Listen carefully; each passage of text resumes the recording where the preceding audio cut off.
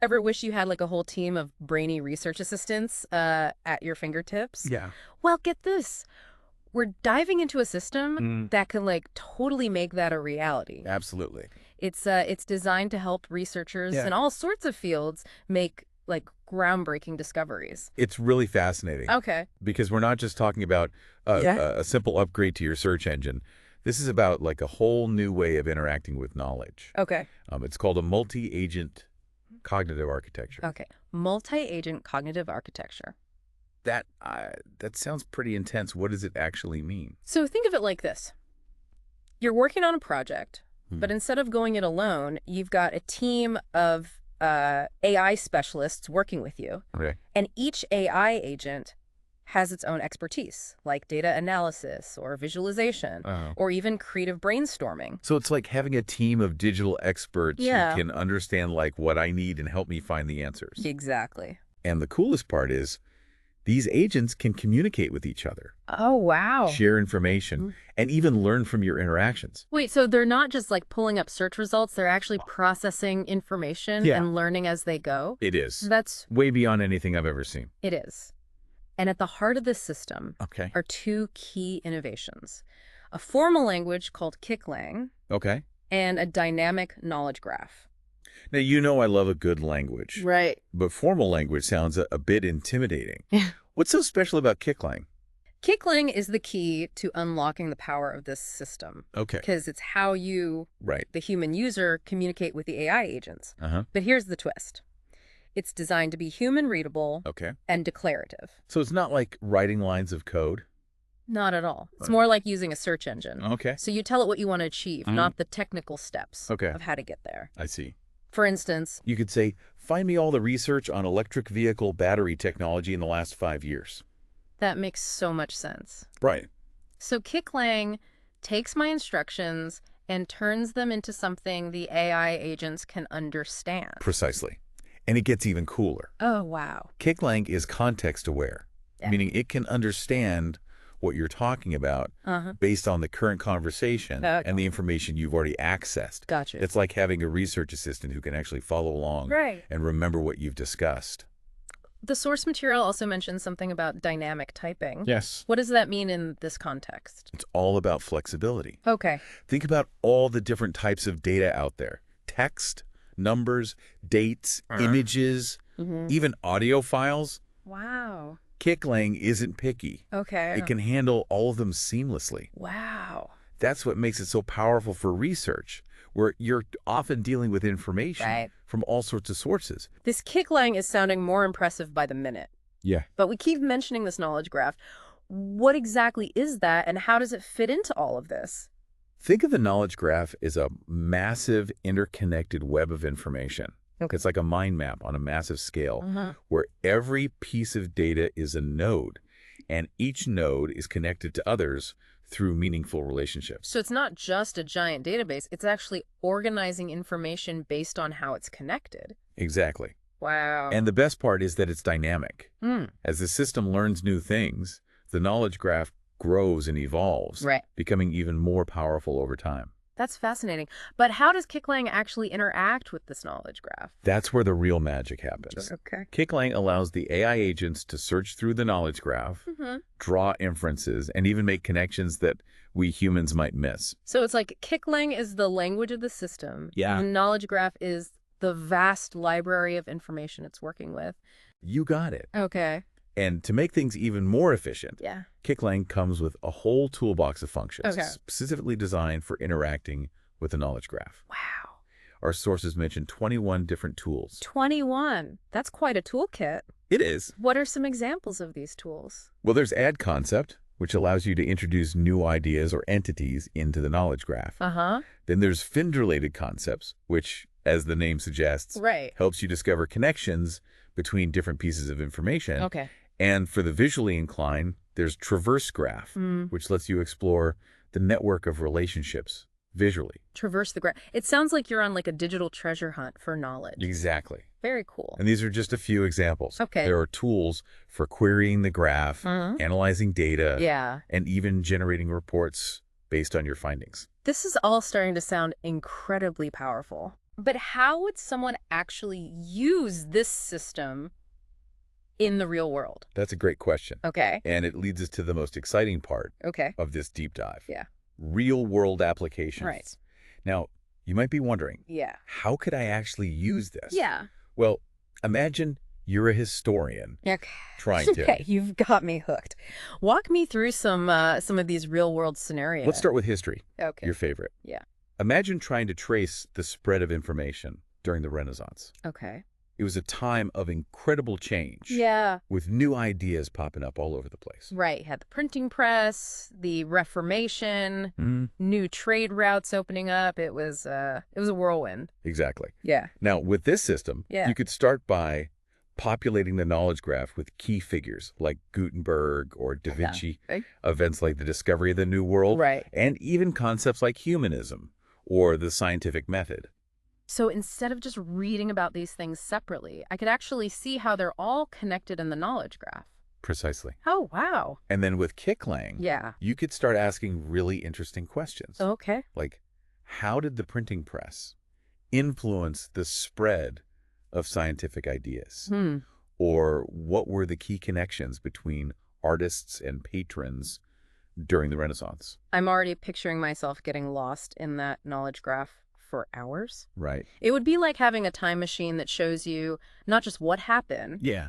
but how everything's related. It really would. Right. And it's not just limited to history. Okay. Imagine you're a market analyst trying to understand the electric vehicle industry. Right. It's a complex landscape with new companies, technologies, and trends emerging all the time.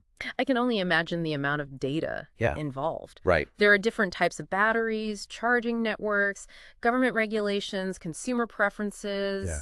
Where do you even begin? This system could be a game changer. You could use KickLang to add all sorts of information to the knowledge graph. Okay. Specific car models, battery ranges, Mhm. charging speeds, even customer reviews, and social media trends. So instead of just looking at sales figures or reading industry reports, Right. I could actually explore the entire ecosystem of the electric vehicle market. Exactly. Hmm. And then with KickLang, Yeah. you could ask questions like, which companies are investing the most in fast charging infrastructure? Hmm. Or what are the biggest concerns consumers have about electric vehicles? That kind of insight would be incredibly valuable for making strategic decisions Absolutely. about product development, Yeah. marketing campaigns, or even investment opportunities. Absolutely. Yeah. And the applications go far beyond history and market analysis. Okay. Think about scientific research. Okay. Imagine a biologist studying the effects of a new drug. Mm. They could use the system to map out the entire network of biological pathways involved, Okay. identify potential side effects, Uh-huh. and even predict how the drug might interact with other medications. So instead of just focusing on one specific protein or pathway, they could see the whole picture and Exactly. potentially discover connections they might have otherwise missed. Exactly. It's like having a superpowered microscope that lets you zoom in and out to see the intricate details and the big picture all at once. It sounds like this system could revolutionize the way we approach research in just about any field. Yeah. But all this talk about research and data, could this system also be used for something like personalized learning? You read my mind. The source material actually highlights a scenario where an educational platform uses this technology to create adaptive learning paths for students. So instead of everyone following the same curriculum, the system could tailor the learning experience to each student's individual needs and goals. Exactly. Wow. Imagine a system that understands your strengths, Yeah.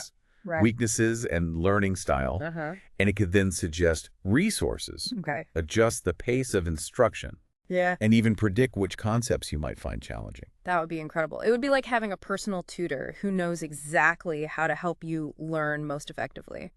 And with KickLang, Yeah. the system could track your progress, Okay. identify areas where you need more support, Mm-hmm. and even generate personalized reports to help you stay on track. Wow. That's a far cry from the standardized tests and one-size-fits-all textbooks I grew up with.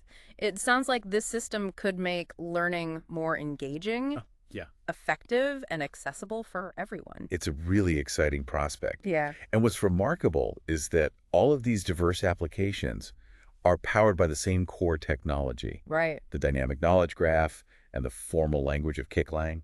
It's mind-blowing to think that a single system could have such a profound impact across so many different fields. It is. But this is just the beginning, right? Right. I can only imagine what the future holds for this kind of technology. You're absolutely right. What we've discussed today is just a glimpse into the potential of AI-powered research assistants.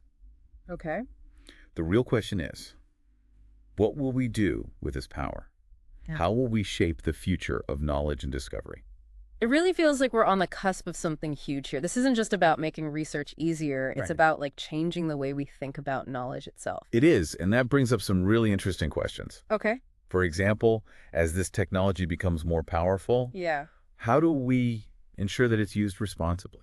Right, because like you said earlier, with great power comes great responsibility. Yeah. What are some of the potential challenges we need to be thinking about? Well, one key area is access. Okay. We want to make sure this technology isn't just available to a select few. Right. It should be accessible to researchers, students, Mm. and really anyone with a thirst for knowledge, Yeah. regardless of their background or resources. That makes sense.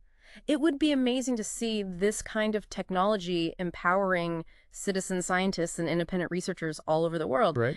But as more people have access to these powerful tools, Yeah. how do we ensure that the information they're getting is accurate and reliable? That's where the design of the knowledge graph becomes crucial. Okay. It needs to be built in a way that promotes transparency and traceability. Oh, Users should be able to see where information is coming from, right. how it's been verified, Hmm. and what potential biases might exist. So it's not just about having a lot of data. It's Yeah. about having high quality, trustworthy data Right. and making sure that users can understand the context of that data. Exactly.